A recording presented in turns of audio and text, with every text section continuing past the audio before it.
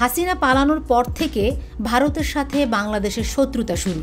পাল্টাপাল্টি বাকযুদ্ধে বারবারই হেরে যাচ্ছে দিল্লি। ডক্টর ইউনূসের তীক্ষ্ণ রণকৌশলের কাছে ভারতীয় গণমাধ্যম যেন এক কাগজে বাঘ।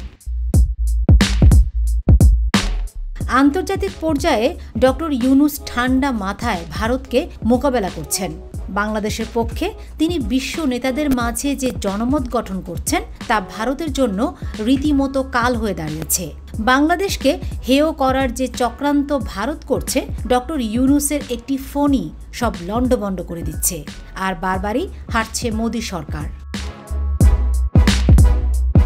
2024 সালে ব্রিটিশ সাময়িকী দ্য ইকোনমিস্টের কান্ট্রি অফ দ্য ইয়ার বা বর্ষসেরা দেশ হিসাবে প্রথম স্থান অধিকার করেছে বাংলাদেশ। সবচেয়ে সুখী বা ধনী নয়, গত 12 মাসে কোন দেশ সবচেয়ে বেশি উন্নতি করেছে সেই বিচারে সর্বসেরা দেশ হিসাবে বেছে নেওয়া হয় বাংলাদেশকে।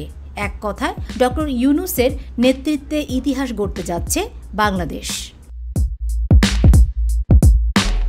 দীর্ঘ 15 বছরে হাসিনার শাসনামলে অতিষ্ঠ হয়ে উঠেছিল দেশের মানুষ।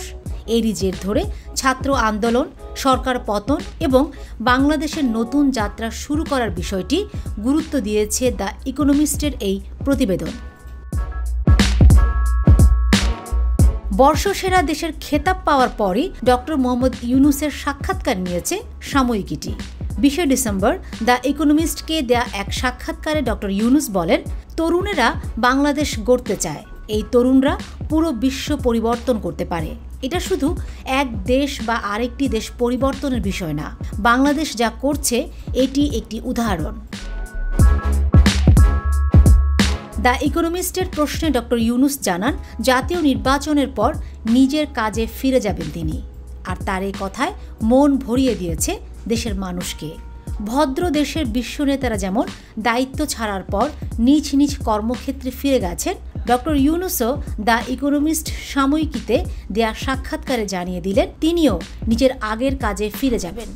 ডক্টর ইউনূসের এই সিদ্ধান্তের কারণে তিনি দেশে বিদেশে সমাদৃত এবং অভিনন্দিত হচ্ছেন। ডক্টর মোহাম্মদ ইউনূস বলেন, আমাদের উচিত তরুণ তরুণীদের উপর মনোযোগ দেওয়া, যাতে তারা নিজেদের স্বপ্ন পূরণ করতে পারে। তাদের সুযোগ এসেছে, তাদের সক্ষমতা রয়েছে। অভ্যুত্থানে নেতৃত্ব দেওয়া 3 তরুণ আমার ক্যাবিনেটে আছেন। তারা দুর্দান্ত কাজ করছে, তারা সক্ষম।